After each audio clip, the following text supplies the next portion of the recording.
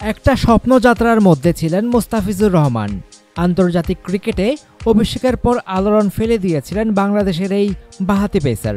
কিন্তু সাম্প্রতিক সময়ে যেন ঠিক আগের মোস্তাফিজ মনে হচ্ছে না। বোলিংয়ে আগের সেই ধার নেই, উইকেটও তেমন একটা পাচ্ছেন না। তবে বাংলাদেশের ওয়ানডে অধিনায়ক মাশরাফি বিন মুর্তজার মতে মোস্তাফিজ এখন যে সময়টা পার করছেন সেটা স্বাভাবিক। 2015 সালে পাকিস্তানের বিপক্ষে টি-20 দিয়ে আন্তর্জাতিক ক্রিকেটে অভিষেক হওয়া মোস্তাফিজ ভারতের বিপক্ষে ওয়ানডে অভিষেকেই 5 উইকেট নিয়েছিলেন। পরের ম্যাচে 6 উইকেট, প্রথম 2 ওয়ানডেতে 11 উইকেট। কিন্তু সর্বশেষ 5 ওয়ানডে মিলিয়েও মোস্তাফিজ 11 উইকেট নিতে পারেননি। মাশরাফি মনে করছেন এখন ব্যাটসম্যানরা মোস্তাফিজকে পড়তে পারছেন, কষ্ট করে উইকেট আদায় করতে হবে তাকে। মঙ্গলবার মিরপুরে মাশরাফি মোস্তাফিজকে নিয়ে বলেছেন, আমার মনে হয় ওর সঙ্গে এই মুহূর্তে যা হচ্ছে সেটা স্বাভাবিক। এর আগে ও যেটা পেয়েছে সেটা অস্বাভাবিক ছিল। আন্তর্জাতিক ক্রিকেটে এসেই আপনি 4 থেকে 5 ম্যাচে 30 উইকেট পাবেন, এটা অবিশ্বাস্য একটি ব্যাপার। এখন যা হবে ওকে কষ্ট করে উইকেট নিতে হবে, ওকে পড়ছে ব্যাটসম্যানরা।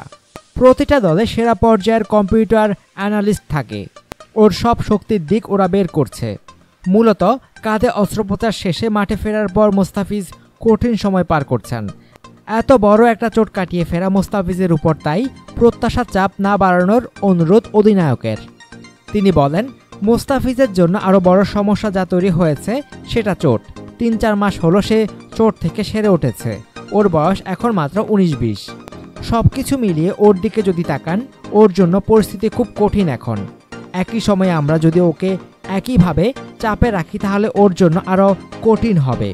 প্রত্যাশার চাপ না বাড়িয়ে বাস্তবতা ভাবলে মোস্তাফিজ আগামী 10 বছরের জন্য বাংলাদেশ ক্রিকেটের বড় সম্পদ হবে বলে বিশ্বাস মাশরাফির। তিনি বলেন, ও এরই মধ্যে প্রমাণ করেছে ভবিষ্যতের জন্য বাংলাদেশের বড় সম্পদ। ওকে যদি আমরা রিল্যাক্স রাখতে পারি, ওর প্রতি আমাদের যে প্রত্যাশা সেটা যদি না করে বাস্তবতা ভাবি, আমার মনে হয় ও আমাদের জন্য আগামী 10 বছরের জন্য দারুণ সম্পদ হবে। অনুগ্রহপূর্বক সংবাদটি শেয়ার করুন এবং খেলাধুলার সর্বশেষ খবর জানতে স্পোর্টস লাইট সাবস্ক্রাইব করে রাখুন। ধন্যবাদ।